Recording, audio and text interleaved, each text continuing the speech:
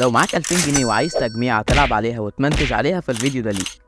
زي ما سمعت في المقدمه انا جبت لك تجميعة ال 2000 جنيه وسط الغلاء اللي احنا فيه ده، فيا ريت تدعمني باللايك والاشتراك في القناه وفعل زر الجرس عشان يوصلك كل الفيديوهات الجامده اللي احنا هننزلها في القناه. يلا بينا نخش على الفيديو. وانا بختار القطع كنت بحاول ان يبقى في توافق بين كل القطع، يعني ما اجيبش قطعه تبقى اعلى من الثانيه عشان التجميعه تبقى مناسبه لكل المجالات، اسكان جيمنج بقى او مونتاج او حتى برمجه. ونبدا بالمعالج. في الميزانيه اللي معانا فاحنا عندنا خيارين للمعالج. اول معالج وهو الاي 3 2100. المعالج ده بيجي بنواتين واربع مسارات وبيجي بتردد 3 و1 على البيز وبيجي بمعماريه 32 نانومتر. وعارف ان النواتين دلوقتي ضعيفه بس عشان نعلي المعالج فالميزانيه هتفتح مننا. وسعر الاي 3 2100 عامل 250 جنيه مستعمل. وتاني معالج معانا وهو الاي 5 2400. المعالج ده بيجي باربع انويه واربع مسارات وسرعته على البيس 3 و1 وعلى التربو 3 و4. والمفاجاه ان المعالج ده سعره 300 جنيه مستعمل. وانا رحت مع الاي 5 2400. انت ممكن تروح للاي 3 2100 وبعدين تجيب الاي 5 2400 وتكون وفرت 50 جنيه، بس الاداء بالاي 3 2100 هيبقى ضعيف.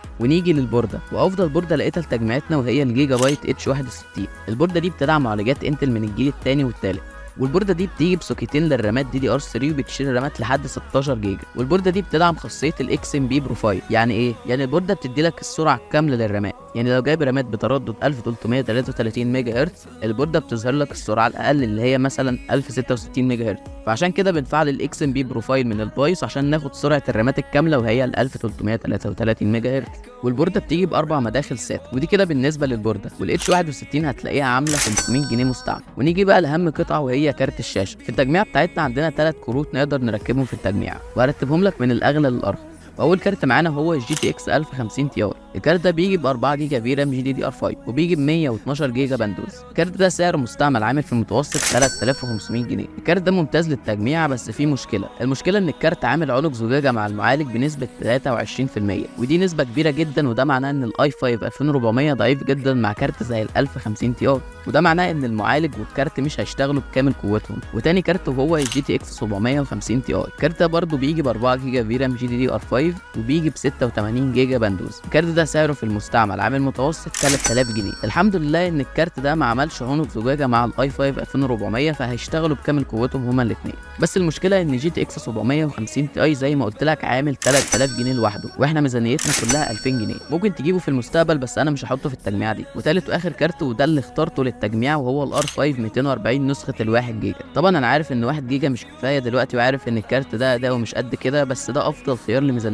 الكارت ده بيجي ب 1 جيجا في رام جي دي دي ار 3 وبيجي ب 16 جيجا باندوث. الكارت ده هتلاقي سعره في المستعمل عامل متوسط 400 جنيه. ونيجي بقى للرامات. وانا بشوف اسعار الرامات دي دي ار 3 لقيت ان الرامات ال 4 جيجا دي دي ار 3 عامله في المتوسط 250 جنيه، والرامات 8 جيجا دي دي ار 3 عامله في المتوسط 450 جنيه. انا رحت لل 4 جيجا حبتين دي دي ار 3 عشان استفاد من الدول تشانل، وفي المستقبل ممكن تشيل رام 4 جيجا منهم وتحط رامه 8 جيجا مكانها، وسعر الرامتين ال 4 جيجا هيبقوا عاملين 500 جنيه. ونيجي لاخر حاجتين وهما الكيس والباور سبلاي. الكيس فاحنا هنشتري اي كيس نلم فيها التجميع، ولو ما شفتش فيديو افضل كيسات الكمبيوتر من 200 ل 1800 جنيه هتلاقي الفيديو فوق في الاي. فهنجيب كيس من الكيسات المستعمله القديمه ما تعديش ال 200 جنيه. والباور سبلاي مش هنحتاج باور اكتر من 240 واط للتجميع. وملحوظه ما تجيبش باورات صيني عشان الباورات الصيني هيحرق لك الجهاز، فجيب باورات زي اتش بي وديل زي اللي معروضه قدامك هتلاقيها عامله من 150 ل 200 جنيه. وما نسيتش الهارد بس سيبته في الاخر وهقول لك ليه. الهارد انت عندك حلين. اول حل هو انك عندك هارد اتش دي دي قديم مثلا 500 جيجا فهتمشي بيه نفسك لحد لما تشتري اس اس دي 128 جيجا مثلا، بس اداء الجهاز مش هيبقى احسن حاجه بالاتش دي دي. اما الحل الثاني وهو انك تبدا باس اس دي 128 جيجا هتبقى عامله مستعمل 400 جنيه، وفي المستقبل ممكن تجيب هارد 500 جيجا او 1 تيرا مثلا. ودي كده كل قطعه تجميع.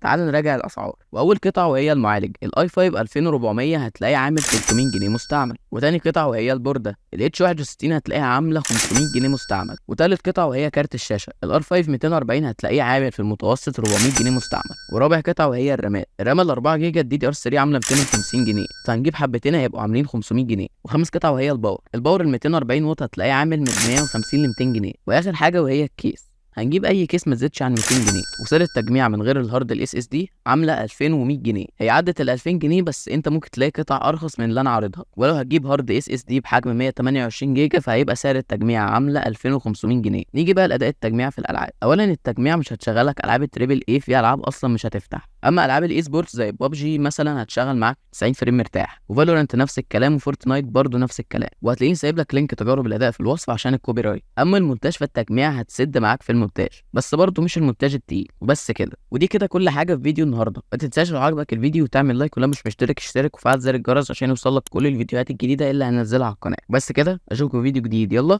سلام.